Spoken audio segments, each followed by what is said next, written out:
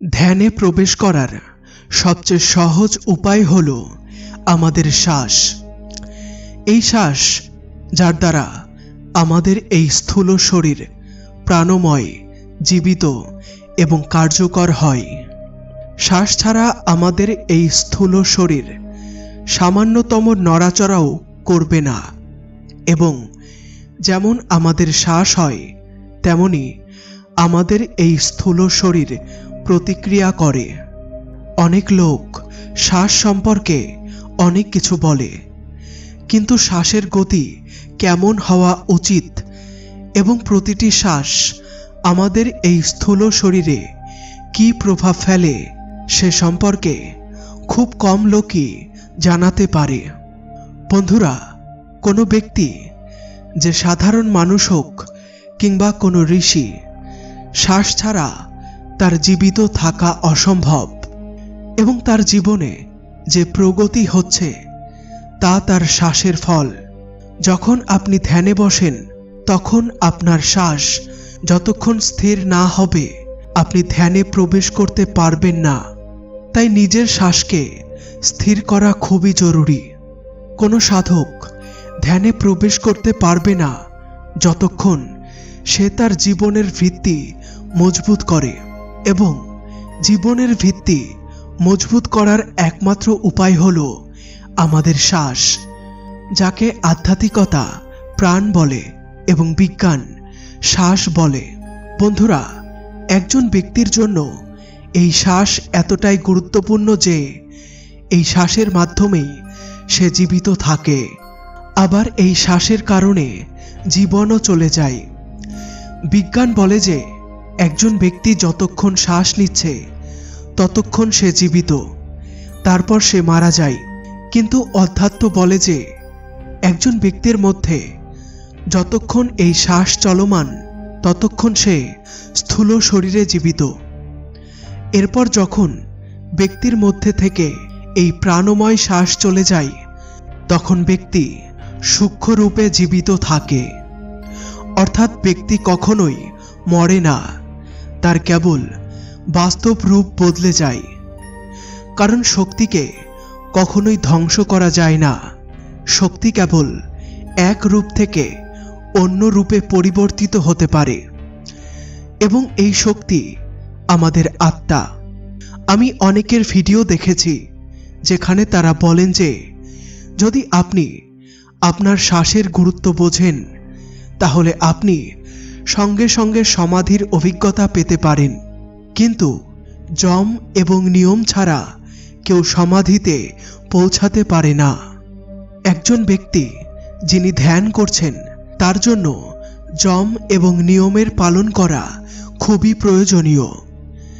যম এবং নিয়মের পালন করেই আপনি ধ্যানের গভীরে প্রবেশ করতে পারবেন। কেবল শ্বাস নেয়ার মাধ্যমে কখনো সমাধি ঘটবে না। যদি কেউ বলেন যে আপনি আপনার শ্বাসকে এইভাবে পরিবর্তন করে ধ্যান সমাধিতে প্রবেশ করতে পারেন, তাহলে তিনি কেবল আপনাকে বোকা বানাচ্ছেন। কারণ আপনার শ্বাসের পাশাপাশি আপনার মানসিক অবস্থাও সেই রকম হওয়া উচিত। যদি কারো মানসিক অবস্থা খারাপ থাকে তাহলে তার শ্বাস কখনোই স্থির হতে পারে না।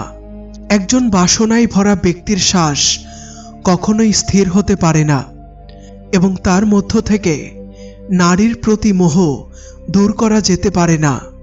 কিন্তু যদি ব্যক্তি যম এবং নিয়ম পালন করে তাহলে তার বাসনাও কমে আসে, এবং একজন ব্যক্তির বাসনা যখন ক্ষীণ হতে শুরু করে তখন তার মধ্যে আধ্যাত্মিকতার বিকাশ হয়, এবং এই আধ্যাত্মিকতার বিকাশ তার মানসিক অবস্থাকে পরিবর্তন করে। যখন আপনার মানসিক অবস্থা ঠিক হবে তখনই আপনি ধ্যানের অবস্থায় বসতে পারবেন। অন্যথায় আপনি যতই চেষ্টা করুন না কেন ধ্যানের অবস্থায় বসতে পারবেন না। আপনি চাইলেই চেষ্টা করে দেখতে পারেন এবং আপনার অভিজ্ঞতা কমেন্টে লিখে জানাতে পারেন। বন্ধুরা, এটি সম্পূর্ণ সত্য যে আমাদের শ্বাস যেমন হবে আমাদের এই স্থূল শরীর তেমনি প্রতিক্রিয়া করবে। কারণ এই স্থূল শরীরের মূল ভিত্তি আমাদের শ্বাস।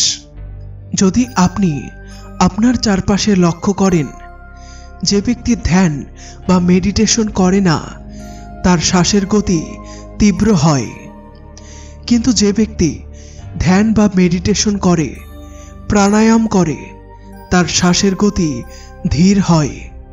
আপনার শ্বাসের গতি যত ধীর হবে, আপনার মধ্যে আধ্যাত্মিক বিকাশের পাশাপাশি আপনার বয়সও কমতে থাকবে। কারণ আমরা যত বেশি শ্বাস ব্যয় করি, আমাদের আয়ু ততই কমতে থাকে। কারণ যে কেউ এই মরণশীল জগতে জন্মগ্রহণ করেছে, সে দিন, মাস কিংবা বছরের জন্য আসে না, বরং প্রকৃতি আমাদের নির্দিষ্ট শ্বাস দেয়। যদি আমরা এই নির্দিষ্ট শ্বাস ফালতু নষ্ট করি, তাহলে আমরা কিভাবে দীর্ঘকাল বেঁচে থাকব? বন্ধুরা, এই শ্বাস আমাদের স্থূল শরীর এবং আমাদের আত্মার মধ্যে একটি সেতুর কাজ করে। এই সেতুটিকে দীর্ঘ সময় ধরে টিকিয়ে রাখার জন্য আমাদের শ্বাসের গতি উন্নত করতে হবে। আমাদের শ্বাসের গতি প্রতিটি অবস্থায় ভিন্ন হয়। এই গতিকে আমাদের স্থির করতে হবে। ধ্যানে প্রবেশের অনেকগুলি পথ রয়েছে, কিন্তু শ্বাসের মাধ্যমে ধ্যানে প্রবেশ করা সবচেয়ে সহজ পদ্ধতি। এই পদ্ধতি তাদের জন্য সহজ যারা ধ্যান সাধনা করতে পারেন, যারা তাদের শ্বাসের উপরে মনোযোগ দিতে পারেন, তাদের নাভির উপরে মনোযোগ দিতে পারেন, যারা তাদের পুরো শরীরের উপরে মনোযোগ দিতে পারেন। যদি আপনি এটি করতে না পারেন, তবে আপনাকে এই ভিডিও না দেখার পরামর্শ দেয়া হচ্ছে। শ্বাসের মাধ্যমে সমাধিতে পৌঁছানোর 3টি স্টেপ দেয়া হলো। স্টেপগুলি হলো, প্রথম স্টেপে আপনাকে 10 মিনিট ধরে ধ্যান করতে হবে, এবং এই ধ্যান করতে হবে আপনার শ্বাসের উপরে মনোনিবেশ করে।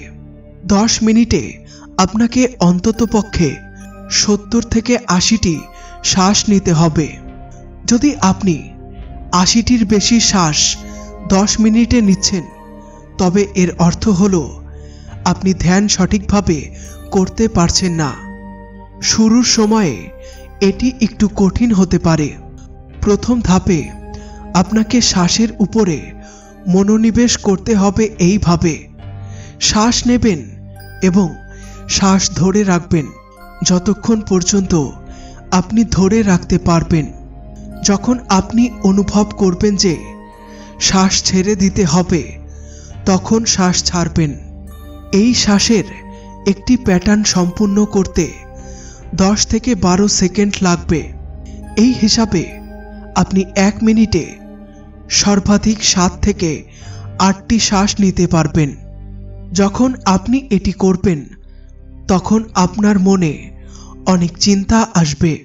এই চিন্তাগুলি আপনাকে ধ্যান থেকে বিচ্যুত করবে এবং দ্রুত শ্বাস নিতে উৎসাহিত করবে। কিন্তু আপনি এটি মোটেও করবেন না। আপনাকে কেবল আপনার শ্বাসের উপরে মনোযোগ দিতে হবে। আপনি শ্বাস নিচ্ছেন এবং শ্বাস ছাড়ছেন, কেবল এটির উপরে মনোযোগ দিন। এভাবে আপনার মনে চলমান চিন্তাগুলি গভীর হবে না, এবং কিছুদিনের অনুশীলনে আপনি আপনার মনে চলমান চিন্তা এবং কল্পনা থেকে দূরে সরে যাবেন। দ্বিতীয় ধাপে আপনাকে 15 মিনিট ধরে ধ্যান করতে হবে, এবং এখন আপনাকে ধ্যান করতে হবে আপনার নাভির উপরে মনোনিবেশ করে। অর্থাৎ আপনি যখন শ্বাস নিচ্ছেন, তখন এই শ্বাস আপনার নাভি পর্যন্ত, এর অনুশীলন আপনাকে 15 মিনিট করতে হবে, এবং 15 মিনিটে আপনাকে কেবল 110 থেকে 115টি শ্বাস নিতে হবে। যদি আপনি 15 মিনিটে 110 থেকে 120টি শ্বাস নিচ্ছেন, তবে এর অর্থ হলো আপনার ধ্যান সঠিকভাবে হচ্ছে। এটি করতে আপনাকে সুখাসনে বসে চোখ বন্ধ করে শ্বাস নিতে হবে এবং ছাড়তে হবে। এই শ্বাস আপনাকে আপনার নাভি পর্যন্ত অনুভব করতে হবে।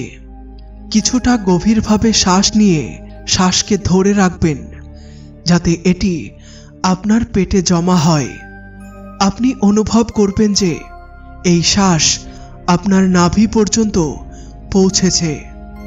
শ্বাস নেয়ার সময়ে আপনার পেট ফুলে ওঠা উচিত এবং যখন অনুভব করবেন যে শ্বাস ছাড়া উচিত তখন ছেড়ে দিতে হবে। এভাবে আপনাকে 110 থেকে 120টি শ্বাস নিতে হবে। যখন আপনি এটা 15 মিনিট ধরে করবেন তখন দেখবেন আপনার মন শান্ত হয়ে গেছে। একটি অবস্থা অনুভব করবেন যে বাইরের কোলাহলপূর্ণ জগতের কোনো অর্থ নেই। বাইরে কি ঘটছে সে সম্পর্কে আপনার কোনো উপযুক্ত ধারণা থাকার দরকার নেই। আপনাকে কেবল আপনার নাভিতে এবং পর্যায়ক্রমে শ্বাসের দিকে মনোযোগ দিতে হবে। কিছুক্ষণের মধ্যে আপনি এটা অনুভব করবেন যে আপনি দূর থেকে দেখছেন যে আপনার পেট ফুলে উঠছে এবং নাভিতে শ্বাস নিচ্ছেন। এইভাবে কিছুদিন অনুশীলন করার পর দেখবেন যে আপনার শ্বাসের গতি নিয়ন্ত্রিত হয়ে গেছে। আপনি যখনই শ্বাস নিচ্ছেন তখন আপনার শ্বাস লম্বা হয়ে গেছে।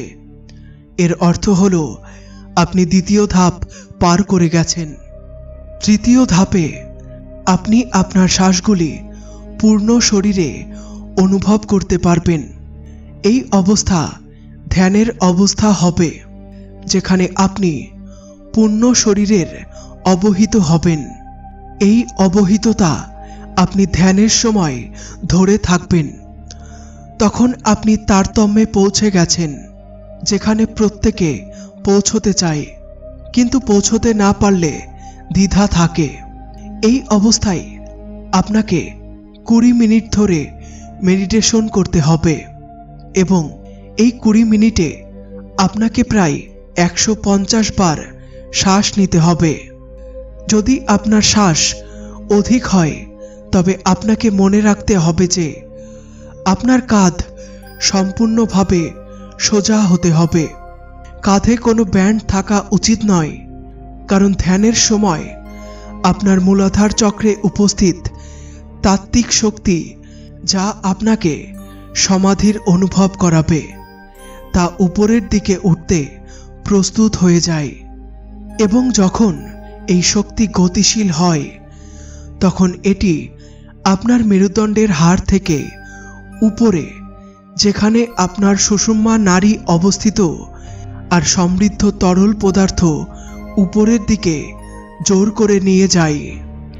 এই শক্তি আপনার মূলাধার চক্র থেকে উঠে আপনার স্বাধিষ্ঠান ও মণিপুরী চক্র সহ আপনার অনাহত, বিশুদ্ধ এবং পরে আপনার আজ্ঞা চক্রে পৌঁছাতে প্রস্তুত হয়।